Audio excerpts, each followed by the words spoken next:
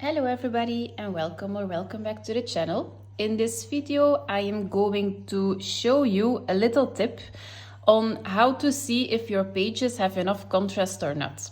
I am working on a page in Goblins in the Hollow. This is a body color with Christina from Christina's Art Corner. So Christina, if you're watching and you don't want to see my progress on the page, please watch the video a little bit later.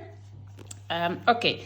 So I am working on this page over here. So I based everything with alcohol markers. I shaded a little bit with alcohol markers, and now I am going on top of that with some pencils to put in some extra contrast. So how do you see if a certain element has enough contrast or not? So I worked with a color palette for this one. I'm going to show you the color palette so you know what the base colors are. The color palette book I am drawn to for this month is Shades of Love and Womanity. And this is a color palette book of Yana Stone. This is just released, so this was perfect for Valentine's Day. And the color palette I worked with was this one. So these were actually my base colors for the alcohol markers. So this is the color palette. So as you see, the color palette is fine. So if you work with the color palettes, mostly the colors are working. But sometimes when your page is done, you can have the urge to color a little bit more on the page because it isn't working or isn't as good as you hoped, but you don't know what to change. Most of the time, so 90% of that is that your contrast isn't high enough. So a little tip on how to change that is to know which element has enough contrast or not. A big tip I can give you is to take a picture of your coloring page, maybe at the end or in the middle as you are working on the page, and put your photo in black and white. So I'm going to change the settings of this video in black and white. Okay, so as you see a lot more contrast and highlights and shading colors when you put your picture in black and white. So I shaded some of the elements already. As you see, I shaded the flowers over here, this guy and this lady.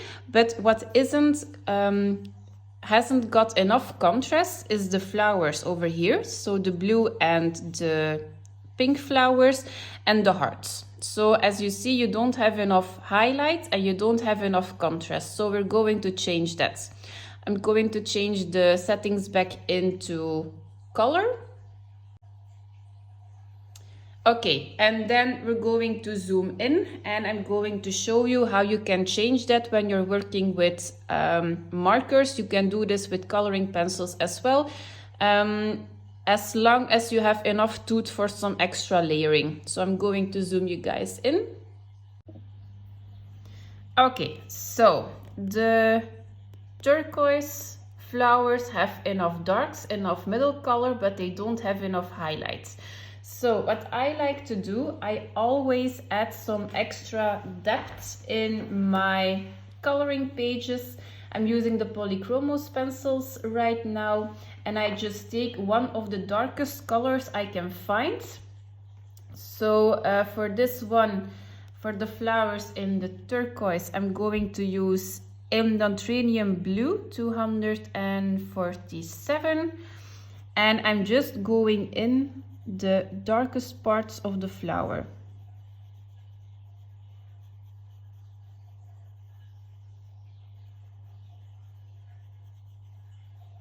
You don't have to do a lot, but you're going to see it has a lot of impact on how the flower is going to look like. Now I'm actually just concentrating for the darkest parts of my coloring page, and at the end I'm going to use a white Posca to add in some extra highlights where needed. I just like that extra step because I lay down my markers, but I'm not always starting with a very light color. Sometimes I just start with the middle color and then go in with some white Posca.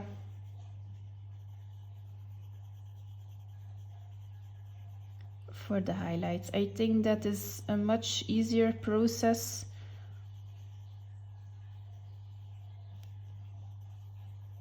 For me at least. You have to find your own coloring style, but this is how I like to work, because then I can use all my markers, not just my lightest colors. I did that in the beginning, but then I was always stuck with my very dark markers and all the light shades were running out every time. If you can buy them open stock, that's great. But if you have some cheap markers like me, I have to buy the whole set for maybe 1/3 of the colors. Okay, so as you see, the contrast is a lot higher when you add a little bit more extra depth. And what I like to do for the highlighting is taking my white Posca. This is the 0.7 millimeter. And then I'm just going to add a little bit of white for the extra highlights. So just a little bit, not a lot.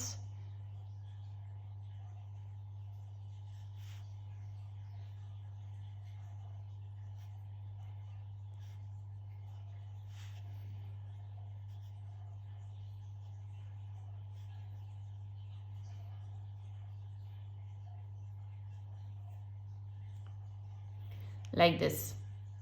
Okay, so this is actually a very big difference in how to do the contrast. I'm going to do the same thing with the flower over here. So as you saw on the black and white, this doesn't have enough contrast. This is too flat.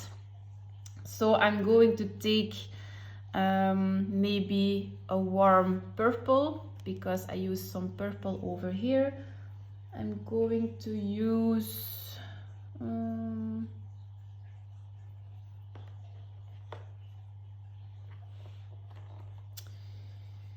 which color I'm going to use? I'm going to try the Manganese Violet 160 of the Polychromos, and I'm just going to try. Okay, that color isn't dark enough, you don't see the difference, so I'm going to change that up to another color. I'm going to use maybe the Mauve 249. Going to use that. Yes, this is better. So I'm going to add some extra shading again for this flower.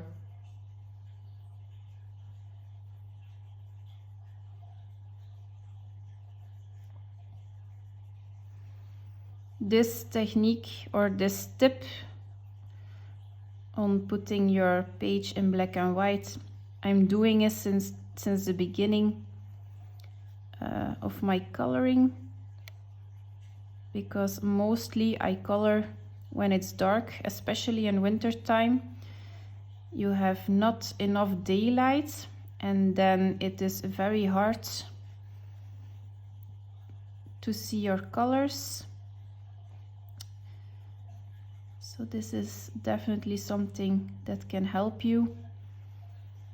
Sometimes if I finish a page, I leave it until the next day, and then I look at it with a different perspective. I do that when I'm stuck as well. So if you're not happy with the page, just work at it until you're happy. Otherwise, you spend hours and hours on a page and you're not completely happy with it. So just keep working until you're happy. Okay, so this is much better than this one. And then I'm going to use my white Posca again. And I'm just going to add some extra highlights.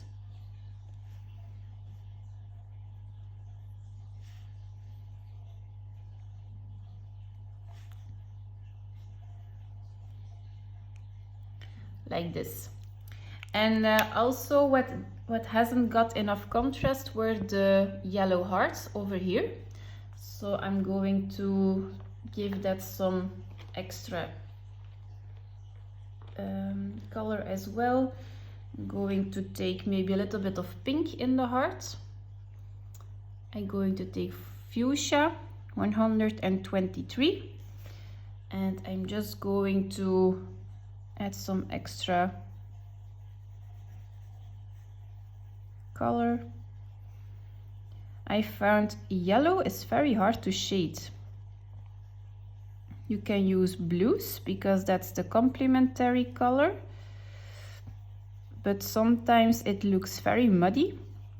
So mostly I just take a color I'm using in the page and try to shade with that color.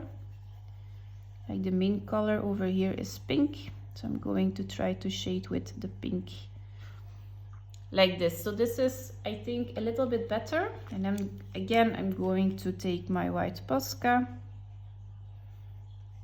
but not a lot because the yellow is already very light.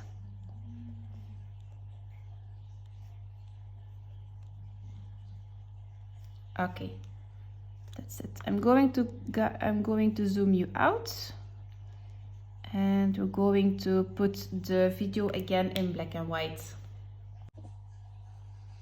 Okay, so as you guys see, you can see the difference between this flower and this flower. We just added a little bit of highlight and a little bit of extra darkest color. The same thing with the pink flower, and you see the difference with the hearts. We've shaded a little bit extra.